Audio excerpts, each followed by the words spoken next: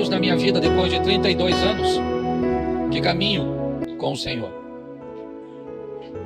Volta e meia eu encontro enfrentando grandes lutas com velhos inimigos, cujos quais eu já havia pensado ter vencido, pensamentos, vontades, desejos e situações que eu já achava estar totalmente apto a enfrentá-las, e elas têm retornado com forças descomunais, com pressões muito grandes, não apenas sobre mim, sobre minha casa, sobre meu casamento, sobre meus filhos, sobre a igreja que eu pastoreio, sobre amigos.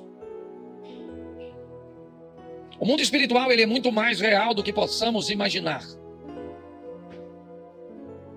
Eu quero começar com uma pergunta: como vamos andar com Deus? Como é que nós vamos tornar isso possível? Como é que isso vai acontecer? As diferenças que nos separam são tão grandes que, se olharmos humanamente, isso será impossível. Escolhemos nossos relacionamentos por afinidades. Gostamos de relacionarmos com pessoas que gostam das mesmas coisas que nós, que gostam de cumprir tarefas parecidas. Mesmo que não seja a mesma coisa, mas é legal. Se eu gosto de esporte, talvez alguém não gosta do mesmo esporte que eu, mas ao gostar de esportes, isso pode nos aproximar. Se gostamos de sair, isso pode nos aproximar. Se temos algumas afinidades, certamente isso pode nos tornar próximos e facilitar muito nossa convivência. Porém, quando o assunto é Deus, como é que nós vamos andar com Deus, se não há tanta afinidade assim entre nós e Ele? Esse relacionamento tende a ser, às vezes, duro, se tentarmos nos aprofundar nele. Ou então, ele pode ser bem superficial, se não atentarmos para as mudanças que precisam acontecer para que isso funcione. Vou te apresentar alguns textos que eu acho que vale a pena nós refletirmos. O primeiro dele é escrito pelo profeta Isaías, capítulo 55, verso 8. Põe na tela, por favor. Isaías 55, 8 nos diz: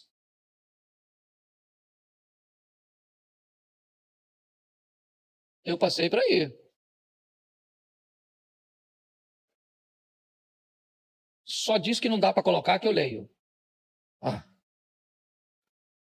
Porque os meus pensamentos não são os vossos pensamentos, nem os vossos caminhos, os meus caminhos, diz o Senhor. Preste atenção, porque nós vamos aprender algumas coisas importantíssimas. Como é que eu vou andar com Deus e vou estabelecer com Deus um relacionamento sadio, se o que Deus pensa é diferente de mim? Se a forma dele pensar é diferente da minha forma. Se por onde ele deseja ir, o que ele deseja trilhar, não é o que eu quero. Como é que este relacionamento vai progredir? Ele vai crescer, porque a Bíblia diz assim: conhecei e prossegui e conhecer.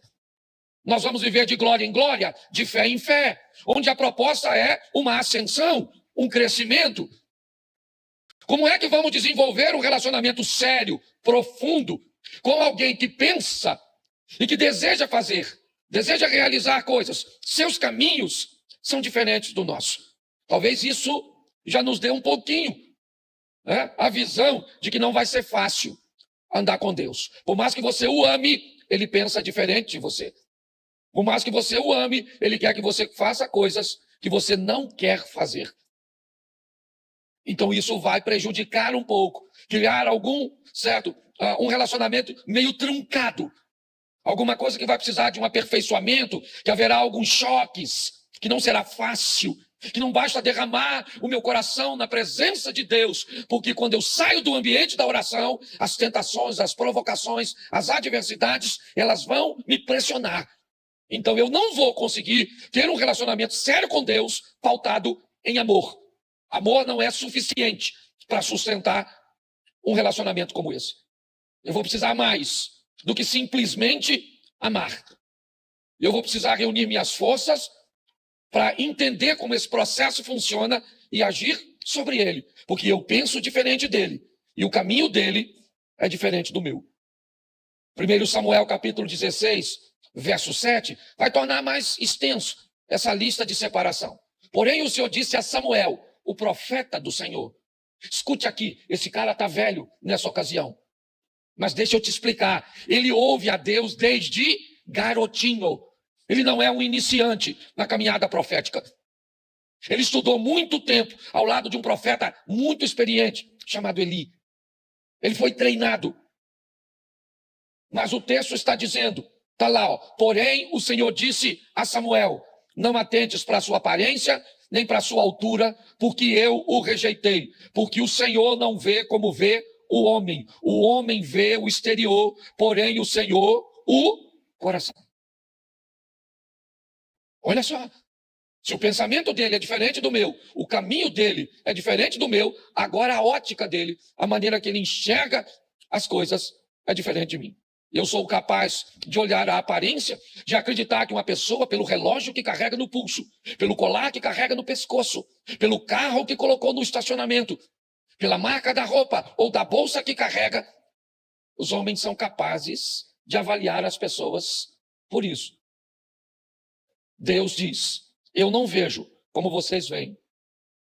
Então, como é que nós vamos caminhar para um relacionamento que vai além do culto, que vai além dessas 2 horas, né, por dia, né, ou 4 horas por semana, né, com Deus? Como é que eu vou fazer isso? Como é que eu vou caminhar para algo mais profundo? Tirar essa água do tornozelo e subir um pouco mais, certo? Trazendo profundidade neste relacionamento. Pode ter certeza que isso não será fácil. Está esperando um ambiente fácil para começar a orar? Não vai rolar. Está esperando um ambiente favorável para ler a Bíblia? Não vai aparecer. Você está esperando um momento propício que você queira jejuar? Não vai aparecer.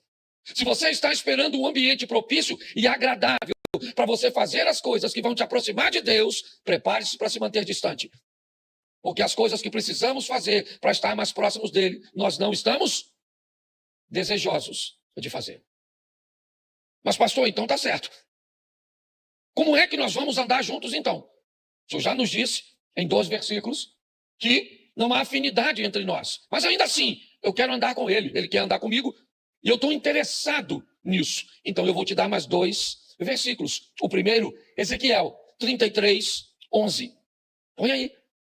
Diz-lhes, tão certo como eu vivo, diz o Senhor Deus, não tenho prazer na morte do perverso, mas em que o perverso se converta do seu caminho e viva. Convertei-vos dos vossos maus caminhos, porque a vez de morrer, ó casa de Israel. Preste atenção. Conversão. Se eu quero andar com Deus, eu vou precisar me converter. Eu vou precisar sofrer uma mudança. Convertei-vos dos seus maus caminhos. Não podia ser uma vez só? Para que 2? Para que inúmeras informações sobre isso? Não bastaria uma? Não. O processo, às vezes, é muito lento. Algumas pessoas podem estar mais atoladas, mais aprofundadas, num ambiente hostil, perverso, desafiador do que outras, traumatizadas, presas a consequências de seu passado. Eu não sei, mas você já deve ter ouvido a história de uma mulher que procura um médico dizendo que tem uma dor no corpo todo. Ela diz, toda parte do meu corpo dói, doutor. Ele disse, eu nunca vi uma doença como essa. Ele diz, todo lugar dói. Ela falou, dói tudo. Aí ele falou, então me mostra. Aí ela foi, dói aqui, dói aqui, dói aqui, dói aqui, dói aqui, dói aqui. E aí ele disse, eu já sei qual é o seu problema. Dedo quebrado. Seu dedo está quebrado. E aí onde você encosta com o dedo, vai doer, querido. Muitas vezes nós nos deparamos com dificuldades, que temos assim, algumas resistências para identificarmos. A palavra conversão é uma palavra desafiadora, porque ela nos expõe a uma mudança que muitas vezes não estamos prontos para fazer. Mas e aí? A outra parte é que vai se converter. Só tem duas partes para que esse relacionamento se consolide. Uma sou eu, a outra é Deus. A palavra para que ele se consolide é conversão. Então, se eu não me converto, quem tem que se converter é Deus para se relacionar comigo? Então não vai ser fácil, não. Não pense que a maioria das pessoas que vivem uma vida sem vergonha, uma vida dupla, querem viver porque não querem, não. Elas querem viver uma vida de santidade, uma vida digna, uma vida decente. Sai de um culto desejoso de que durante essa semana seja uma semana de vitória, que ela não entre num site de pornografia, que ela não entre num ambiente de fofoca. Mas como ela vai fazer isso? Sozinha, ela não vai. As forças de oposição são muito maiores do que a dela. Para que ela consiga êxito nesse ambiente, ela vai precisar de uma companhia, ela vai precisar de um fortalecimento. E se ela não conseguir alcançar isso, se a força do mal convencê-la de que isso não é possível, não é viável, que ela não merece, você pode ter certeza que o que vai acontecer é ela ser envergonhada. Talvez não no ambiente humano, mas no ambiente espiritual. A conversão é algo que precisa fazer parte da nossa vida para que consigamos este relacionamento próximo, crescente e firme. E para isso, Ezequiel 36, 26, nos diz algo: dar-vos-ei coração, porei dentro de vós o espírito, tirarei de vós o coração e vos darei um coração. Preste atenção, olha só. Eu estou pronto a querer me converter? Então tá bom. Então eu vou receber uma coisa, e não mais fora, mas agora dentro. Preste atenção, esse é um texto do Velho Testamento. Certo? Essa história de um espírito que vem para dentro é uma coisa bem do Novo Testamento. Então preste atenção. Nós precisamos, para ter êxito, permitir que Deus entre. Eu não posso mais caminhar com Deus, simplesmente. Eu tenho que caminhar em Deus. Se eu quero vencer, não dá mais para um Deus que ande comigo. Eu preciso de um Deus que ande em mim. Um Deus que habite em mim. Certo? Que mora. Pastor, mas o Novo Testamento já diz que Deus não habita em templo feito por mãos humanas. Ele pode até não habitar, mas frequenta. Então não vem com essa história, não. Certo? Não vou mais à igreja porque Deus não habita em templo. Não habita, mas ele frequenta esse ambiente coletivo. É importante. E se eu quero viver uma vida digna com Deus, eu preciso permitir que essa dureza de coração, que esse coração cauterizado, insensível, esse coração que não sente mais quando desagrada a Deus, desapareça. Esse é o coração de pedra. O Espírito de Deus, ele vai trazer sobre nós um coração de carne, sensível, sabe? Uma percepção clara de quando algo, sabe? Algo que você faz, não interessa o quão pequeno ele seja. Se ele for ofender o Espírito Santo, ele te causa sensibilidade. Não interessa o que é. Eu vou te dar um exemplo. Eu esse dia estava saindo do hotel, e quando eu entrei no carro, eu descobri que eu não tinha pago uma água que eu tinha consumido. Eu já estava lá fora. Era apenas uma água. Eu podia ter ido embora. Ele não me cobrou. Aliás, ele não perguntou nada. Ele só check-out, pastor. Falei, me dá o cartão e pronto. Mas quando eu estava lá fora, uma água, R$7. Não faria diferença para o hotel? Faria? Não. Faria diferença para mim? Não. Mas faria diferença no mundo? Pronto, eu fui lá e paguei a água, ponto, porque você começa a ter um coração sensível. Qualquer coisa que saia do padrão de Deus, não interessa se homem vai ver, se sua esposa vai ver, seu marido, seu pai, seu pastor, seu chefe, não tem mais a ver com a visão humana, é a visão de Deus sobre você. Onde você estiver, ele vai estar lá. É assim que funciona. E o nome dele pode ser glorificado ou envergonhado por minha ou por sua causa. É assim que funciona. Então eu preciso entender isso. Não será um relacionamento fácil. Não. Será um relacionamento desafiador. Eu terei que mover-me muitas vezes com muita força para fazer com que eu continue conseguindo andar ao lado de Deus. E eu até hoje, confesso a você, foram alguns exemplos na Bíblia que a gente pode até aplicar. Eu nunca vi Deus querendo parar de andar com as pessoas. Mas eu já vi pessoas querendo parar de andar com Deus porque descobriram que não conseguem. Pastor, eu não consigo. Então, eu prefiro ter um coração de pedra. Porque com o coração de pedra eu nem sou capaz de sentir o que eu estou fazendo. Então como é que eu posso viabilizar isso? Coloque na tela, por favor, Tiago 1,12. Eu vou mais rapidinho, que eu até passei. Se me dá mais 6 minutinhos e eu termino. Tiago 1,12. Bota aí. Bem-aventurado o homem que suporta com perseverança a aprovação, porque depois de ter sido aprovado, receberá a coroa da... Você tem uma outra tradução para botar para mim, irmão? Ela está muito fora. Tem ou não?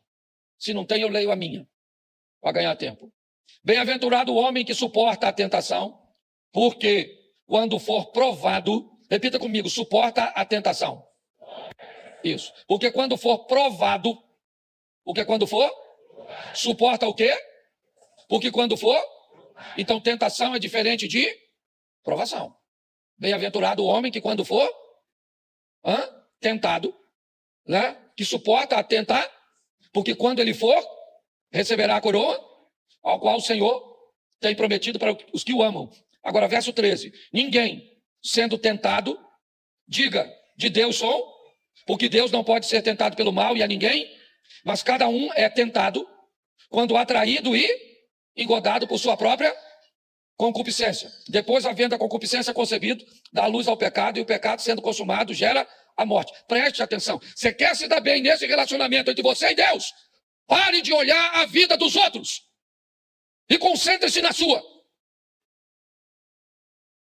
Todas as vezes que você só consegue olhar a vida do outro, eu te digo perto de quem você está, de Satanás. Ele é o acusador. Na presença de Deus, eu e você não temos a mínima condição de olhar para a vida dos outros. Todas as vezes que você vê na Bíblia alguém se encontrando com Deus, ele diz, ai de mim. Ai de mim que eu vou morrer. Ai, eu vou morrer. Eu estou perecendo. Por quê? Porque na presença de Deus não dá para olhar para o outro. Fica você e ele. Acabou a vida do outro. Porque na presença do santo, acabou. No eterno não dá para olhar para a esposa, para o marido, para o vizinho, para o pastor, para o filho, para a sogra. Não dá. Na presença de Deus não sobra ninguém. É só você e ele. É assim que funciona. Então, se eu quero fazer isso dar certo, eu tenho que ter um autoconhecimento. Entender que a tentação precede a aprovação. Todo homem vai ser tentado quando ele for atraído e engodado por sua própria concupiscência. Seus desejos materiais envoltos em sensualidade ou não. A concupiscência é bem abrangente. Mas o que a Bíblia está dizendo é mais ou menos assim. Você vai ser, no campo da sexualidade, tentado por pensamentos eróticos, por desejos sexuais, por ter uma parte em você que não é cumprida. O nome disso é provação. Ou é tentação, perdão. Mas a hora que aparecer alguém lhe dando condição de atender a demanda da tentação, você entrou na provação. É assim que funciona. E ela é muito particular. O que tenta você não necessariamente tenta quem está do seu lado. Nós precisamos ter um entendimento. Porque, segundo a Bíblia, o que vai acontecer? O Satanás vai nos atrair com engodo. O que é um engodo? Engodo é uma quantidade de alimento que eu gosto, que eu almejo, mas que não pode ser suficiente para atender a minha demanda. É aquilo que caçadores, pescadores utilizam como um artifício para manter a presa perto do ambiente de captura. É assim que funciona. Então, segundo a Bíblia, eu preciso entender este processo que quem vai usar contra mim? Satanás. Por isso, algumas palavras precisam nortear a nossa caminhada. A primeira é vigilância. O tempo inteiro. Seja prudente como as serpentes. Ninguém é capaz de pegar uma serpente distraída. Não há essa possibilidade. E olha que ela não enxerga. Todas as serpentes são cegas. Todas são cegas. Não existe cobra que enxerga. Não é assim que funciona. Mas a Bíblia está dizendo que um animal cego não pode ser pego, desprevenido. Sua sensibilidade, a captura que ela retira, certo, do ar com sua língua, colocando, ok, na sua boca, com aparelhos altamente sofisticados, para identificar o que está do lado de fora. É importante. Se nós não vigiarmos, nós vamos cair. Pode ter certeza, é só uma questão de tempo. Talvez não seja nenhuma queda tão grande para te humilhar, mas pode roubar sua vitória, pode impedir seu crescimento, pode atrasar seu percurso. Está assim de gente que era para estar lá na frente. Você olha para a vida dela, nunca teve uma queda radical de humilhação, algo terrível, mas já era para estar muito longe e não conseguiu, porque vive sofrendo de pequenas quedas, de atrasos. É assim que funciona. A segunda palavra que nós temos que levar conosco é tolerância. Essa é uma das piores. Tolerância, cuidado com ela. Ela te impede de manter a distância segura de um ambiente ruim. Você começa a tolerar um palavrão. Você começa a tolerar determinados tipos de conversa, determinados tipos de ambiente. Isso começa a te aproximar de lugares e de coisas, de situações cujas quais você deveria estar distante. Mas o inimigo usou de uma forma sorrateira, fazendo com que você conseguisse tolerar. Você tolera aquele tipo de coisa, aquele tipo de música, aquele tipo, sabe? Você começa a se tornar bem tolerante. Por quê? Porque a próxima palavra é aprovação. Você não quer se tornar intolerante em algumas coisas, porque você começa a negociar. Esse é o problema. São essas coisas pequenininhas que a Bíblia chama de raposinhas. Elas vão assumindo lugares, desbravando e conquistando espaços na nossa vida, no nosso coração, e o que isso vai fazendo? Nos distanciando de Deus. A última palavra é informação. Aquilo que vai dar a você o conhecimento para combater os ataques. E aí Efésios 6,12 coloca. Porque a nossa luta não é contra o e a, mas contra os principados e contra os dominadores deste mundo, contra as forças espirituais nas regiões. Isso. Nossa luta não é contra a carne e mas é com a carne e o sangue. Não é contra, mas é com. É com ela que eu batalho, meu corpo físico. Na maioria das vezes, meu problema é com carne e com sangue, com gente, com pessoas. Ele está dizendo que a nossa luta, nós precisamos enxergar. Não é contra a carne e o sangue, é contra os principados, potestades.